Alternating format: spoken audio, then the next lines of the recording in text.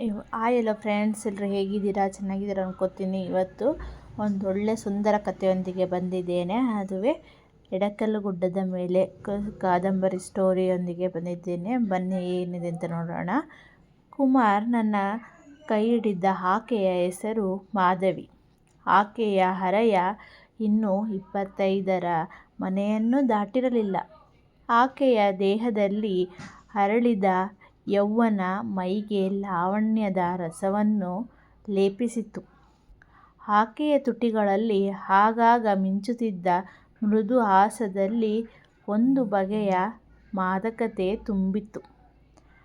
ಆಕೆಯ ತೀಕ್ಷ್ಣವಾದ ನೇತ್ರದೀಪ್ತಿ ಕೂರ್ಗಣೆಯಂತೆ ನೋಡಿದವರ ಬಗೆಯನ್ನು ಇರಿಯುತ್ತಿತ್ತು.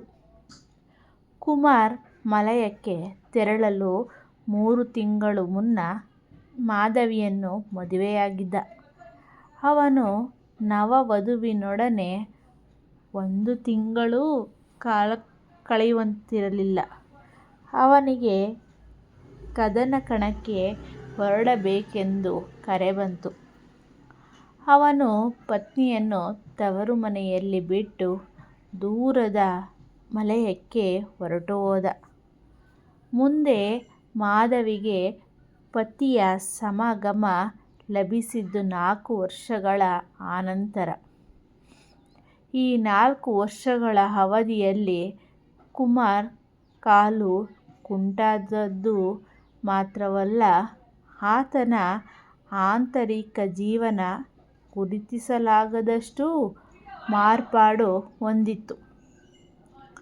ತನ್ನ ಸೌಂದರ್ಯ ಯೌವನಗಳು ಕಾನನದಲ್ಲಿ ಸುರಿದ ಬೆಳದಿಂಗಳಾದವು ಎಂಬುದನ್ನು ತಿಳಿಯಲು ಮಾಧವಿಗೆ ತಡವಾಗಲಿಲ್ಲ.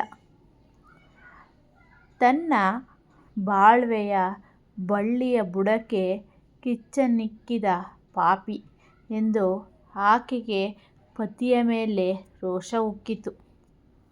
ಕುಮಾರ್ ಕಾಲನ್ನು ಕುಂಟಾಗಿಸಿದ ಯುದ್ಧ ಅವನ ಪುರುಷತ್ವವನ್ನೂ ಕಸಿದುಕೊಂಡಿತು.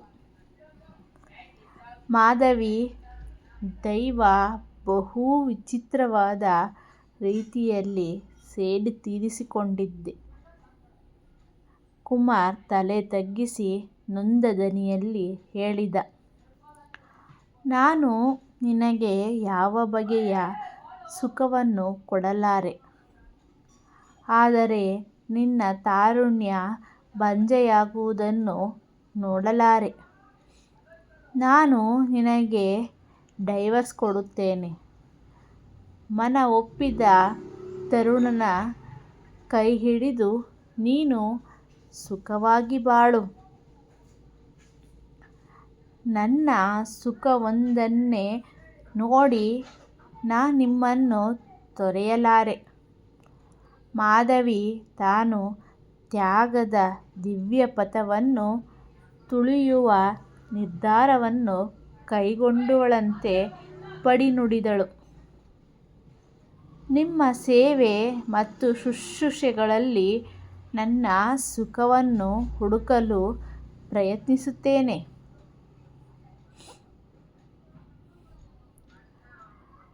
ಮಾಧವಿ ಪತಿಯ ಮುಂದೆ ಬಹುದೊಡ್ಡ ಮಾತುಗಳನ್ನು ಆಡಿದಳು. ಕಾಮದ ಸೋಂಕಿಲ್ಲದೆ ನಿರ್ವ್ಯಾಜ ಪ್ರೇಮದ ಸೋಪಾನವನ್ನು ಹಾಡಿರಬೇಕಾದರೆ ಸಂಸ್ಕಾರ ಮತ್ತು ತಪಸ್ಸಿದ್ಧಿಗಳು ಅಗತ್ಯ. ಆದರೆ ಮಾಧವಿ ಆ ಸಂಸ್ಕಾರದ ಪುರುಷರತ್ನವನ್ನು ಗಳಿಸಿಕೊಳ್ಳುವ ನುಂಪಿಯನ್ನು ಕೈಗೊಂಡಿರಲಿಲ್ಲ.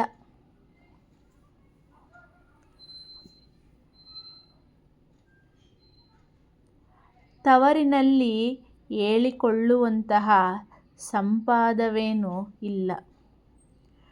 ಪೊಲೀಸ್ ಇನ್ಸ್ಪೆಕ್ಟರಾಗಿ ನಿವೃತ್ತಿ ಹೊಂದಿದ ತಂದೆಗೆ ಪೆನ್ಷನೇನೋ ಬರುತ್ತಿತ್ತು.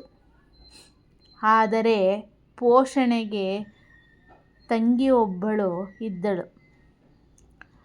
ಕಾಲೇಜಿನಲ್ಲಿ ವ್ಯಾಸಂಗ ಮಾಡುತ್ತಿರುವ ಸೋದರನೊಬ್ಬನಿದ್ದಾನೆ.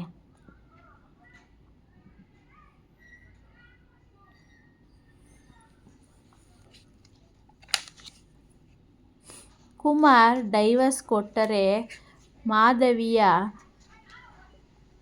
ಕೈ ಹಿಡಿಯಲು ತರುಣರೇನೋ ಸಿಗಬಹುದು. ಆದರೆ ಪುನರ್ವಿವಾಹವೆಂದು ಅನುಕೂಲವಂತರಾದ ಸುಶಿಕ್ಷಿತ ತರುಣರು ಮುಂದೆ ಬರಲಾರರು. ಅವನೋ ಒಬ್ಬ ಪ್ರಾಥಮಿಕ ಶಾಲೆ ಉಪಾಧ್ಯಾಯನ ಅಥವಾ ಗುಮಾಸ್ತನ ಮಡದಿಯಾಗಿ ಬಾಳನ್ನು ತೆಯ್ಯಬೇಕಾದೀತು. ಕುಮಾರ್ ಚಿನ್ನದ ಗಣಿ.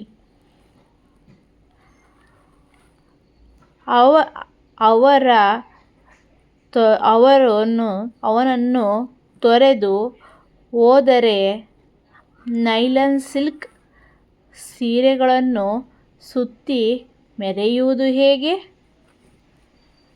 15 ದಿನಗಳಿಗೊಮ್ಮೆ ಕಲ್ಲಿಕೋಟೆಗೆ ಹೋಗಿ ಮಾಡ್ರನ್ ಹೋಟೆಲ್ನಲ್ಲಿ ಇಳಿದುಕೊಂಡು ಸಿನಿಮಾ ನೋಡುವುದೆಂತು?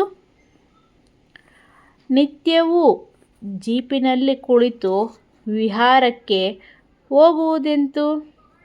ಹೀಗೆ 10 ಯೋಚನೆಗಳು ಮಾಧವಿಯ ಚಿತ್ತದಲ್ಲಿ ಸುಳಿದವು. ಬೆಡಗು, ವಿಲಾಸ, ಆಮೋದ ಪ್ರಮೋದಗಳಲ್ಲಿ ಆಕೆಗಿರುವ ತೃಷ್ಣೆ ಮಾಧವಿಯನ್ನು ಕುಮಾರನಿಗೆ ಕಟ್ಟಿಹಾಕಿತು.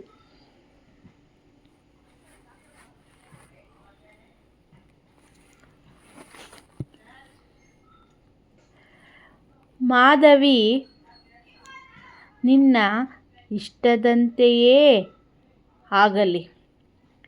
ಕುಮಾರ್ ಉದ್ಗಾರವೆತ್ತಿದ. ಆದರೆ ಆ ಎತ್ತರಕ್ಕೆ ಏರುವ ಚೈತನ್ಯ ನಿನಗಿದೆಯೇ? ನನ್ನನ್ನು ಪರೀಕ್ಷಿಸಿ ನೋಡುವಿರಂತೆ. ಹೆಮ್ಮೆ ತುಂಬಿದ ಧ್ವನಿ ಮಾಧವಿಯ ಕೊರಳಿಂದ ಹೊರಬಿತ್ತು.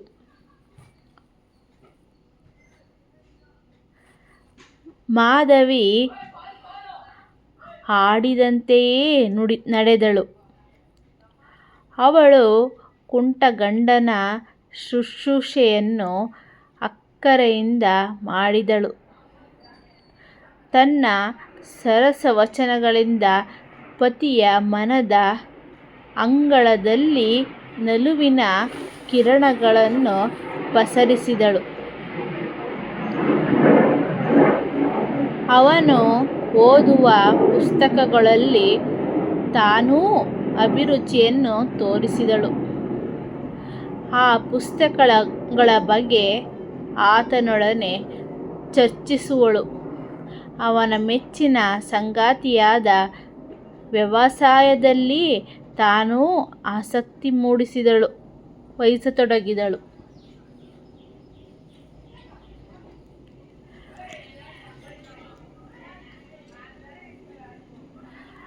ಮಾಧವಿಯ ನಡೆನುಡಿಗಳು ಕುಮಾರನ ಮೆಚ್ಚುಗೆಯನ್ನು ಗಳಿಸಿದವು. ಅವನು ಸಂತಸದಿಂದ ಬೆನ್ನು ತಡವಿ, ಮಾಧವಿ, ನೀನು ನನ್ನ ಕೈ ಹಿಡಿದಿದ್ದು ನನ್ನ ಭಾಗ್ಯ. ನಿನ್ನ ಅಕ್ಕರೆ ನನ್ನ ನೋವನ್ನು ಮರೆಸಿದೆ ಎಂದು ಉದ್ಗಾರವೆತ್ತಿದ. ಎಡಕಲುಗುಡ್ಡದ ಮೇಲೆ ಮುಂದಿನ ಭಾಗ ಮುಂದುವರಿಯುವುದು. ಯಾರೆಲ್ಲ ನನ್ನ ಚಾನಲ್ನ ಸಬ್ಸ್ಕ್ರೈಬ್ ಮಾಡದಲ್ಲಿ ನೋಡ್ತಾ ಇದ್ದೀರಾ, ಪ್ಲೀಸ್ ಸಬ್ಸ್ಕ್ರೈಬ್ ಮಾಡಿ, ಹಾಗೆ ಒಂದು ಲೈಕ್ ಮಾಡಿ, ಹಾಗೆ ಬೆಲ್ ಬಟನ್ನ ಕ್ಲಿಕ್ ಮಾಡೋದನ್ನು ಮರೆಯದಿರಿ. ಮುಂದಿನ ನೋಟಿಫಿಕೇಷನ್ ಬರುತ್ತದೆ.